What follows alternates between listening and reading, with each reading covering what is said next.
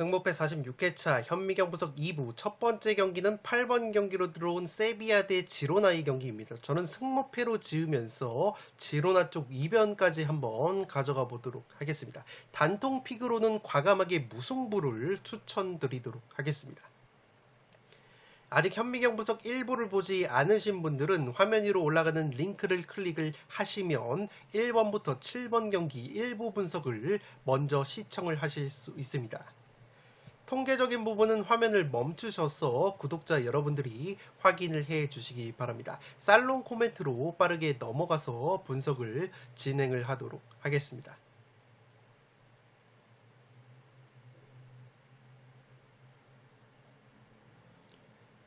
살롱 코멘트로 정리를 해드리면 여러모로 홈팀 세비야가 어려운 경기를 할 만한 매치라고 보시면 되겠습니다. 먼저 세비야 같은 경우에는 맨시티와의 슈퍼컵을 그리스 원정에서 치르면서 최근 열흘간 지로나 경기까지 포함하면 3경기를 치르는 강행군 일정을 치러야 된다고 보시면 되겠습니다. 이 세비야 같은 경우에는 맨딜리바르 감독 체제에서 강건한 전방 압박을 가져가는 스타일이기 때문에 세비야가 체력적으로 상당히 부담이 있을 수 있는 매치라고 보시면 되겠습니다. 실제로도 지금 보시는 것처럼 라리가에서 전방 압박 수치인 PPD 수치가 가장 낮게 나오고 있는 세비야이기 때문에 전방 압박을 굉장히 빡세게 가져가고 있다고 보시면 되겠습니다. 다만 이러한 세비야의 전방 압박이 은근히 통할 가능성이 있는 것은 우선 지로나 같은 경우에는 후방에서 짧은 쇼패스 빌드업으로 공격을 전개하는 팀이라고 보시면 되겠습니다. 지금 보시는 것처럼 쇼패스 위주다 보니까 롱볼 패스 정확도가 전체 14위로 하위권을 보여주고 있는 팀이 바로 지로나라고 보시면 되겠고, 다이렉트 공격 스피드가 지금 0.63으로 라리가 20개 팀 중에서 다이렉트 공격 스피드가 가장 느린 것이 지로나이기 때문에 지로나 같은 경우에는 앞서 말씀을 드린 대로 쇼패스로 차근차근 한 칸 한 칸씩 전진을 하면서 템포가 상당히 느린 공격을 추구하는 팀이기 때문에 이 세비야의 수비 뒷공간을 빠른 다이렉트 롱볼을 활용한 역습으로 공략을 하기에는 다소 무리가 있는 경기 스타일이라고 보시면 되겠습니다. 더욱이 지로나가 지난 시즌에도 쇼패스로 공격을 무리해서 전개하다가 상대의 전방 압박에 공을 빼앗겨서 허무하게 실점을 내주는 장면이 꽤 있었다고 보시면 되겠습니다. 대표적인 장면이 지난 시즌 헤타페 원정에서 2대3으로 패배를 당했을 때 전반 초반에 짧은 패스로 풀어가다가 헤타페의 압박에 공을 빼앗겨서 허무하게 선제 실점을 당하는 장면이기 때문에 이 전방 압박 조직력이 뛰어난 세비야를 상대로 지로나가 무리해서 쇼패스 빌드업을 고집을 한다면 이렇게 압박의 공을 빼앗기면서 허무하게 실점 위기를 내주는 그림도 그려지지 않나 싶습니다. 반대로 지로나 역시 세비야를 상대로 충분히 이변 결과를 노려볼 만한 것은 우선 지금 보시는 것처럼 지로나가 측면 공격력이 굉장히 뛰어난 팀이라고 보시면 되겠습니다. 이 직전 헤타페와의 경기에서 3대0 완승을 거뒀을 때도 이 지로나가 측면 크로스에 의한 패턴으로 무려 3골을 만들어냈었기 때문에 세비야를 상대로도 강력한 측면 공격력을 보여줄 가능성이 있어 보입니다. 지금 보시는 것은 라리가의 평균 크로스 횟수인데 이 세비야라는 팀이 평균 크로스 횟수가 경기당 31회로 가장 많은 측면 크로스를 시도하는 팀이라고 보시면 되겠습니다. 그 말인즉슨 세비야 역시 측면 공격 위주의 공격을 전개를 하는데 이 세비야 같은 경우에는 측면 공격을 전개함에 있어서 측면 수비 자원들도 적극적으로 공격에 가담을 하기 때문에 측면 수비 뒷공간이 많이 노출이 되는 장면이 있고, 그렇기 때문에 지금 보시는 것처럼 세비야의 약점 중에서 측면 수비가 약점으로 꼽히고 있다고 보시면 되겠습니다. 반대로 지로나 같은 경우에는 지금 보시는 것처럼 최대 강점 중 하나가 바로 어태킹 다운 더 윙스, 측면 공격이 매우 강력하다고 나오고 있는 팀이기 때문에 충분히 세비야의 약점인 측면 수비를 공략할 만한 매치가 될 것으로 생각이 됩니다. 됩니다. 또한 세비야 같은 경우에는 현재 주포 공격수 엔네시리가 프리미어리그 웨스트햄 이적을 추진 중이라는 보도가 나오고 있고, 세비야의 주전 골키퍼 야신 부누 선수 같은 경우에는 이미 알 힐랄로 이적이 됐기 때문에 공수 양면에서 전력 누수가 불가피한 세비야라고 보시면 되겠습니다. 반면에 지로나 같은 경우에는 카스테야노스라는 공격수가 라치오로 이적이 됐지만 최근에 베테랑 공격수 스투아니 선수가 좋은 활약을 보여주고 있고, 새롭게 영입을 한 도부비크라는 우크라이나 대표팀 공격수 역시 소시에다드를 상대로 개막전부터 골을 넣으면서 이 카스테야노스 선수의 이적에 따른 공백을 잘 메워주고 있다고 보시면 되겠습니다. 또한 지로나가 브라질 20세 이하 대표팀 측면 자원인 사비오라는 선수까지 영입을 했는데, 이 사비오라는 선수가 나이가 어리지만 드리블과 크로스 능력이 굉장히 뛰어나기 때문에 지로나의 측면 공격 옵션을 더해주고 있다고 보시면 되겠습니다. 또한 지금 보시는 것처럼 지로나가 이미 지난 시즌 세비야를 상대로 2경기에서 2연승을 거뒀고, 최근 세비야를 상대로만 3연승에 상대 전적에 우위가 있는 지로나이기 때문에 이번 경기 역시 충분히 이변을 연출할 수 있는 저력이 있을 것으로 생각이 됩니다. 무엇보다 지난 시즌 세비야 원정에서 2대0 승리를 거뒀을 때도 이미 세비야가 맨딜리바르 감독 체제에서의 세비야였기 때문에 이 세비야 특유의 전방 압박을 몸소 경험을 하면서 승리까지 거뒀던 지로나라는 점에서 지로나에게도 충분히 기회가 있는 매치라고 생각이 됩니다. 여담이지만 지금 보시는 것처럼 세비야가 스쿼드의 평균 연령이 지금 29.4세로 두 번째로 연령이 높은 팀이기 때문에 스쿼드 평균 연령이 26세로 여섯 번째로 젊은 지로나를 상대로 충분히 체력적으로도 부침이 있을 만한 매치가 될 것으로 생각이 되기 때문에 8번 경기는 승무패로 지우면서 지로나 쪽 이변까지 노려보도록 하겠습니다. 단통 픽으로는 과감하게 무승부를 추천드리도록 하겠습니다. 9번 경기는 번리 대 아스톤 빌라의 경기인데 번리의 단통 패배로 한번 가보도록 하겠습니다.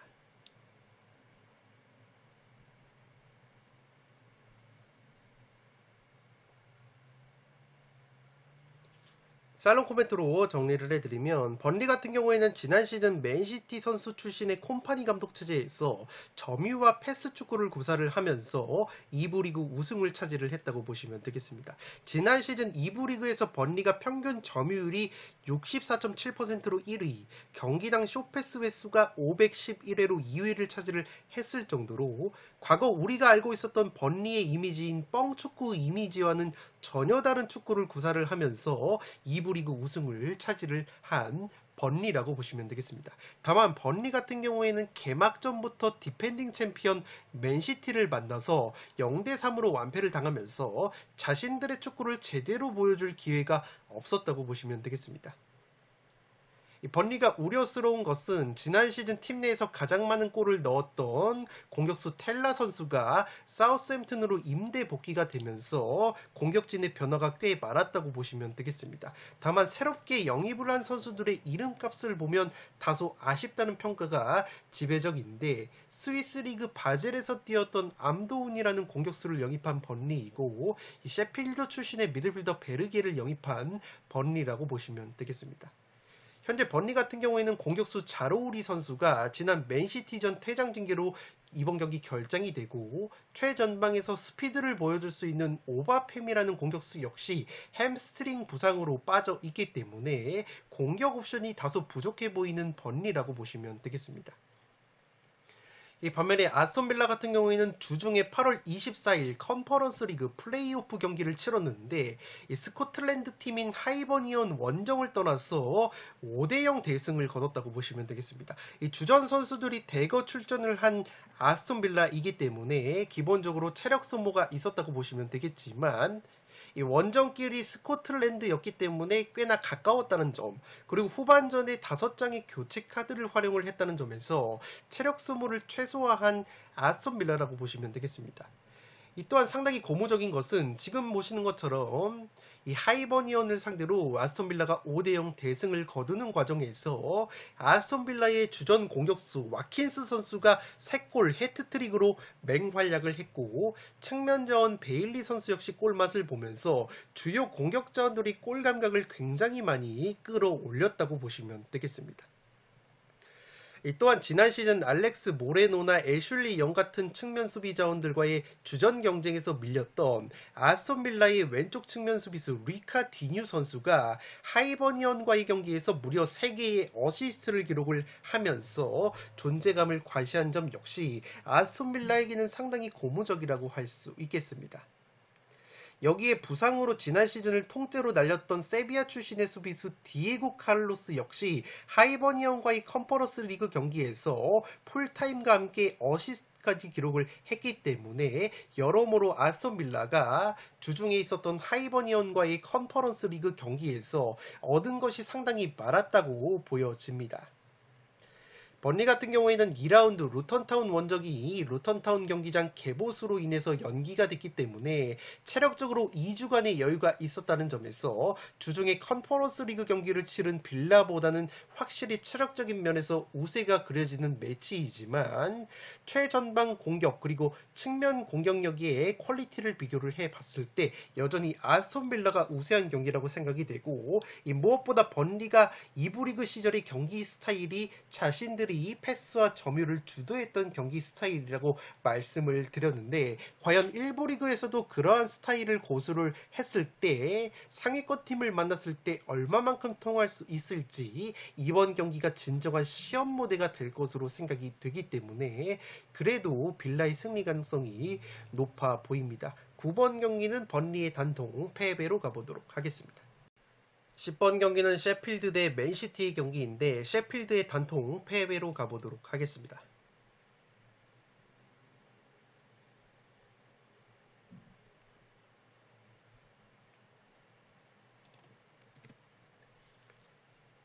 살롱 코멘트로 정리를 해드리며, 셰필드 같은 경우에는 1부 리그 승격 이후에 2연패 수렁에 빠지면서 상당히 어려움을 겪고 있다고 보시면 되겠습니다. 핵심 자원인 은디아의 선수를 비롯해서 베르게, 메카티 같은 선수들이 모두 팀을 떠나면서 전령 누수가 상당히 심해진 셰필드라고 보시면 되겠는데, 물론 셰필드가 나름대로 영입을 했다고 보시면 되겠는 게, 코벤트리에서 지난 시즌 리그 11골 10도움을 기록했던 구스타보 해머 선수를 영입을 하면서 이 해머라는 선수가 노팅엄을 상대로 골맛을 본 것은 고무적이라고 할 수 있겠습니다.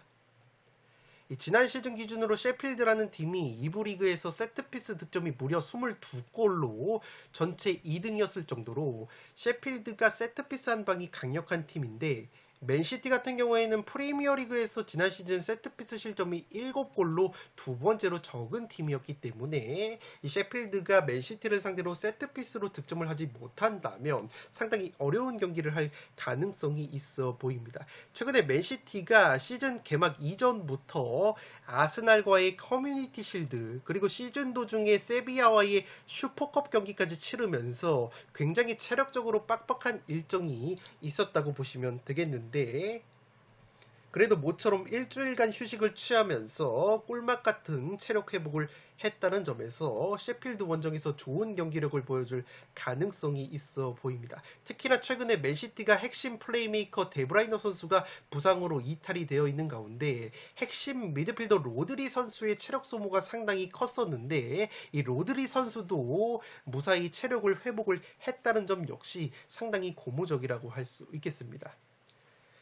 또한 맨시티 같은 경우에는 스타드 렌에서 드리블 돌파가 뛰어난 측면 자원 도쿠 선수를 영입을 하면서 오른쪽 측면 공백을 메울 것으로 생각이 됩니다. 이 도쿠라는 측면 공격수가 지난 시즌 기준으로 5대 리그에서 드리블 돌파가 가장 많았던 선수이기 때문에 이 맨시티 같은 경우에는 측면 자원들이 흔들어주고 그 벌어진 하프 스페이스 공간을 미드필더들이 적극적으로 침투하는 공격 패턴이 날카로운 팀이기 때문에 여러모로 이 측면 공격 공격수 도쿠 선수의 합류가 시너지를 발휘할 가능성이 있어 보입니다. 다만 그래도 제가 맨시티 쪽의 변수를 꼽아드리면 먼저 맨시티의 펩 과르디올라 감독이 허리 수술 여파로 인해서 이번 셰필드전의 지휘가 불가능하다고 보시면 되겠습니다. 또한 맨시티의 주포 공격수 홀란드 선수가 최근에 두 경기에서 무득점 중인데 홀란드와 호흡이 좋았던 케빈 데브라이너가 결장한 두 경기였다는 점에서 확실히 케빈 데브라이너가 없는 상황에서는 맨시티의 공격수 홀란드 선수가 지난 시즌만큼의 득점력을 보여줄 수 있을지도 하나의 변수라고 보여진다는 점에서 이러한 점을 참고를 해주시기 바랍니다. 10번 경기는 셰필드의 단통 패배로 가보도록 하겠습니다. 11번 경기는 뉴캐슬 대 리버풀의 경기인데 승패로 갈라보도록 하겠습니다.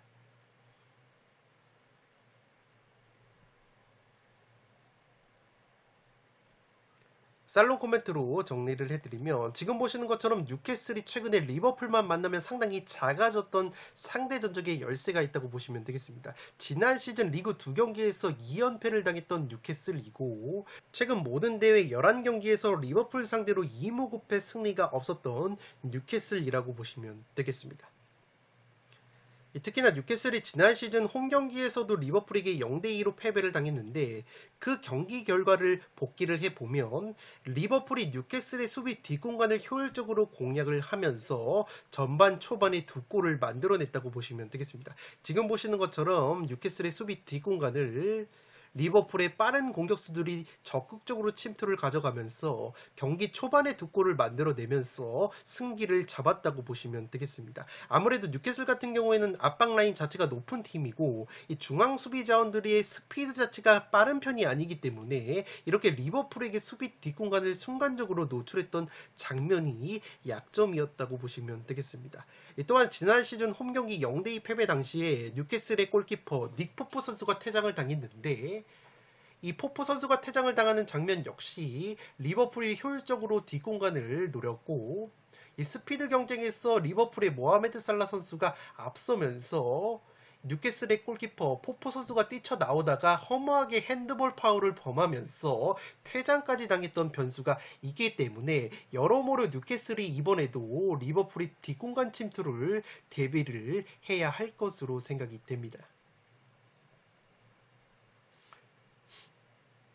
리버풀 같은 경우에는 지난 본머스전에서 퇴장을 당했었던 미드필더 맥칼리스터 선수가 이 징계에 대해서 항소를 했는데 항소가 받아들여졌기 때문에 이번 뉴캐슬전에서 이 리버풀의 핵심 미드필더 맥칼리스터 선수가 출전이 가능해진 점 역시 리버풀에게 상당히 고무적인 요소라고 보시면 되겠습니다. 또한 리버풀의 최대 약점이었던 전문 수비형 미드필더의 부재에 대해서는 영입생 미드필더 엔도 선수가 본머스전에서 데뷔전을 치렀다는 점 역시 긍정적인 요소라고 보시면 되겠습니다.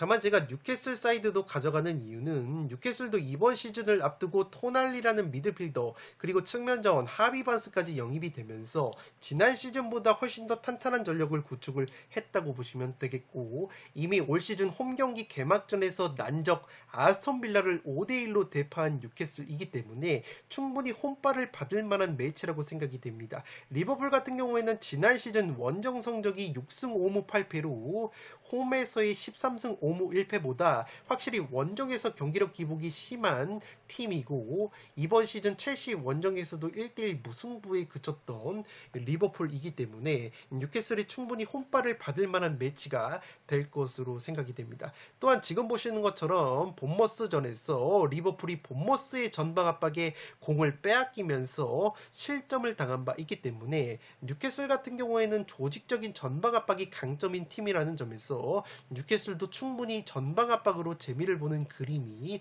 그려지지 않나 싶습니다. 따라서 이 경기는 양팀 모두 승리 가능성이 있는 매치라고 생각이 되고 리버풀의 천적 면모를 고려를 했을 때 이 무승부보다는 리버풀이 승리까지 가져가면서 11번 경기는 승패로 갈라보도록 하겠습니다.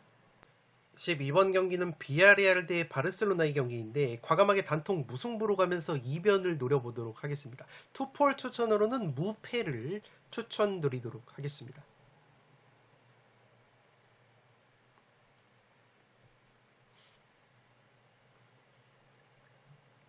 살롱 코멘트로 정리를 해드리면 항상 비아레알 대 바르셀로나 경기 구도를 분석을 해드릴 때 전술 상성적으로 양 팀 모두 패스와 점유를 중시를 하기 때문에 그러한 색깔을 더 잘 살리는 바르셀로나가 유리한 경기를 할 가능성이 높다고 말씀을 드려왔습니다. 실제 지금 보시는 것처럼 이번 시즌 역시 라리가에서 바르셀로나가 평균 점유율이 무려 74.8%로 1등을 달리고 있고 비아레알 역시 평균 점유율이 61.8%로 3위를 달리고 있습니다.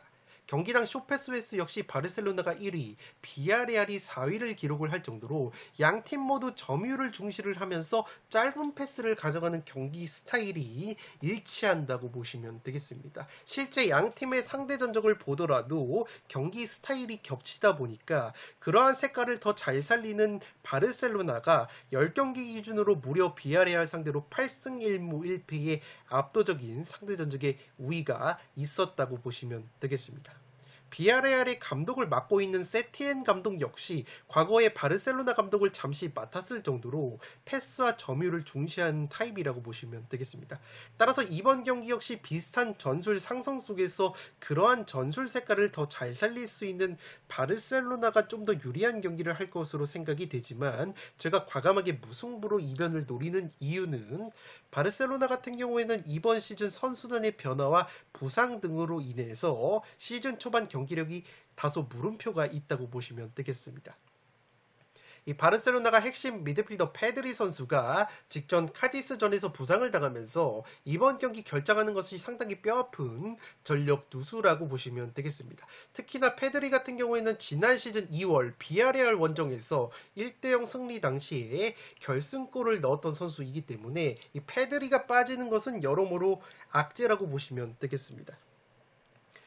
이 또한 바르셀로나가 측면 자원 하피냐가 부상으로 빠져있는 가운데 덴벨레 선수까지 이적이 되면서 소위 말해서 측면에서 크랙 유형의 측면 돌파가 가능한 측면 윙어가 부족하다고 보시면 되겠습니다. 물론 최근에 바르셀로나가 16살의 젊은 오른쪽 측면 자원인 라민 야말 선수가 카디스를 상대로 굉장히 좋은 경기력을 보여주면서 가능성을 높인 것은 고무적이라고 할 수 있겠지만 이 카디스보다 체급이 높은 비아레알을 상대로 과연 16살의 젊은 선수가 얼마만큼 활약을 해줄 수 있을지는 다소 미지수라고 보시면 되겠습니다. 또한 바르셀로나의 주포 공격수 레반도프스키 선수가 직전 카디스전에서 어시스트를 기록을 했지만 아직까지 리그 2경기에서 득점이 없다는 점 역시 바르셀로나에게는 리스크라고 보시면 되겠습니다. 물론 지난 시즌 기준으로 레반도프스키 선수가 비아레알을 상대로 홈 경기에서 2골을 넣었던 좋은 기억이 있다고 보시면 되겠습니다.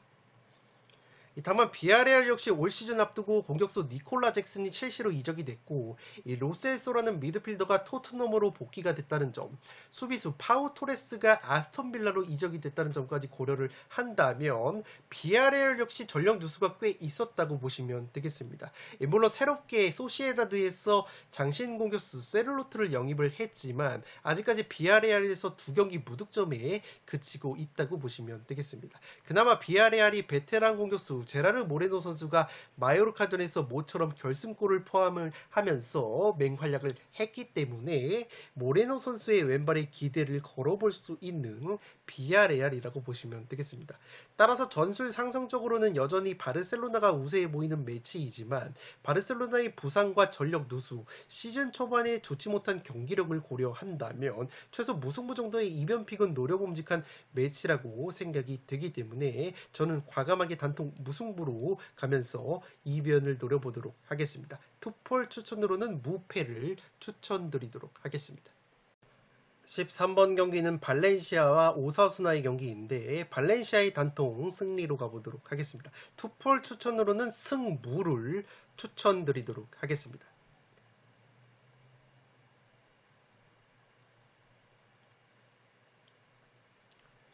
살롱 코멘트로 정리를 해드리면 오사수나의 체력 소모가 상당히 우려가 되는 매치라고 보시면 되겠습니다.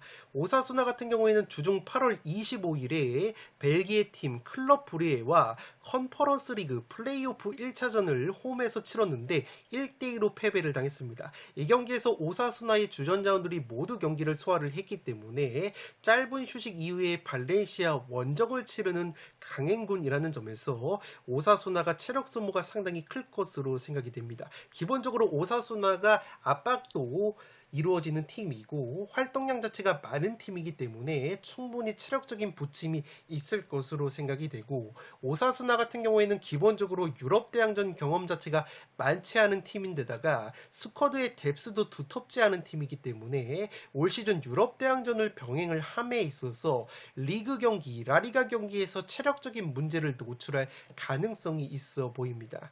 또한 지금 보시는 것은 올 시즌 라리가의 스쿼드 평균 연령인데, 이 발렌시아라는 팀이 평균 연령이 23.8세로 라리가에서 가장 젊은 팀이라고 보시면 되겠습니다.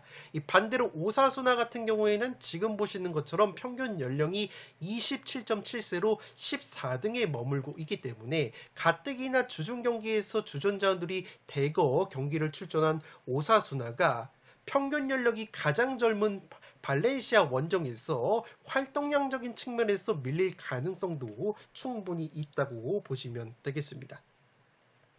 또한 오사수나 같은 경우에는 주중 클럽 브리에를 상대로 득점포를 가동을 했었던 아빌라라는 공격수가 이번 발렌시아 원정에서는 퇴장 징계로 결정이 되기 때문에 공격력 저하가 우려가 된다고 보시면 되겠습니다. 오사수나의 장신 공격수 부디미르 같은 경우에는 올 시즌 아직까지 득점이 없기 때문에 오사수나가 빈공을 보여줄 가능성이 있어 보이고, 다만 제가 무승부까지 추천을 드리는 이유는 발렌시아 역시 리그 2경기에서 3골을 넣었지만 발렌시아도 최전방 공격수들이 넣은 골은 아직까지 없다고 보시면 되겠습니다. 지난 시즌 발렌시아의 측면 공격을 책임졌던 사무엘 리노, 클라이베르트 같은 선수들이 팀을 떠났기 때문에 발렌시아 역시 최전방 그리고 측면 공격력에 다소 물음표가 있다고 보시면 되겠습니다.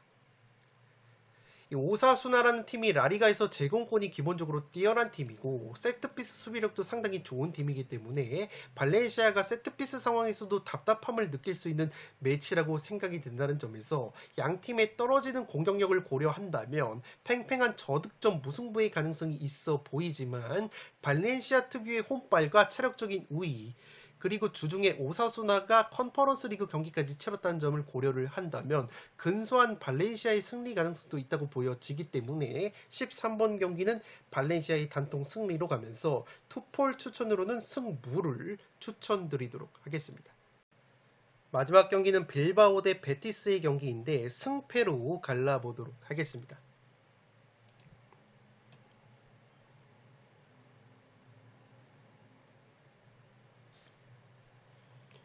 살롱 코멘트로 정리를 해드리면 이 경기는 레드카드가 상당히 변수가 될 수 있는 매치라고 생각이 되고 있습니다.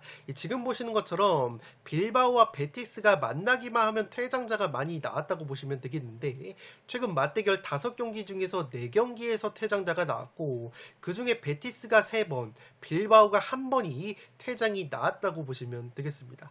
또한 이번 빌바오 대 베티스 경기 주심을 맡는 심판이 바로 소토 그라도라는 심판인데, 이 심판 같은 경우에는 이미 올 시즌 레드카드를 벌써 2장이나 뽑았기 때문에 굉장히 퇴장을 줄 가능성이 있다고 보시면 되겠습니다. 이 주심 같은 경우에는 헤타페 대 바르셀로나 경기에서 양 팀에게 나란히 레드카드 1장씩을 꺼내면서 이미 올 시즌 라리가에서 가장 많은 레드카드인 2장을 꺼냈던 심판이기 때문에 충분히 이 경기에서도 퇴장이 나올 가능성이 있다고 보시면 되겠습니다. 또한 지금 보시는 것처럼 이 베티스라는 팀이 지난 시즌 기준으로 라리가에서 레드카드가 무려 15장으로 가장 많은 레드카드를 받았던 팀이라는 것까지 고려를 한다면 이번 경기 베티스가 퇴장을 당할 가능성도 상당히 높다고 보시면 되겠습니다.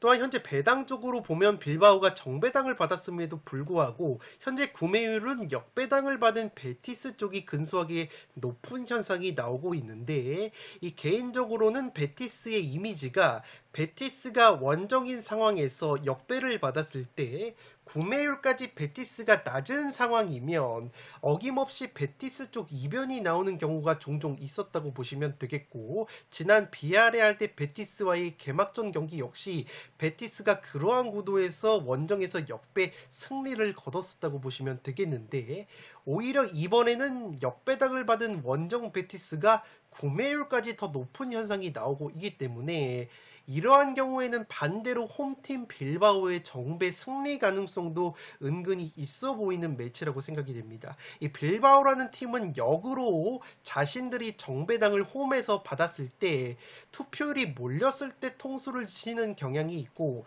오히려 자신들이 투표율이 낮았을 때 경기력이 좋으면서 승리를 거두는 청개구리 면모가 있기 때문에, 따라서 양 팀의 퇴장 변수까지 고려를 한다면 이 경기는 극단적으로 승패가 갈리는 구도가 나올 가능성이 있다는 점에서 14번 경기는 한번 승패로 갈라보도록 하겠습니다. 네, 이것으로 승무패 46회차 현미경 분석 1부와 2부 모두 마치도록 하겠습니다. 영상이 도움이 되신 분들은 좋아요와 구독 버튼을 눌러주시면 풋볼살롱 채널에 크나큰 힘이 됩니다. 구독 버튼 옆에 종 모양의 알림 설정을 해주시면 그 누구보다 빠르게 양질의 축구 승무패 프로토 관련 분석 컨텐츠를 만나보실 수 있습니다. 지금까지 풋볼살롱이었습니다. 감사합니다.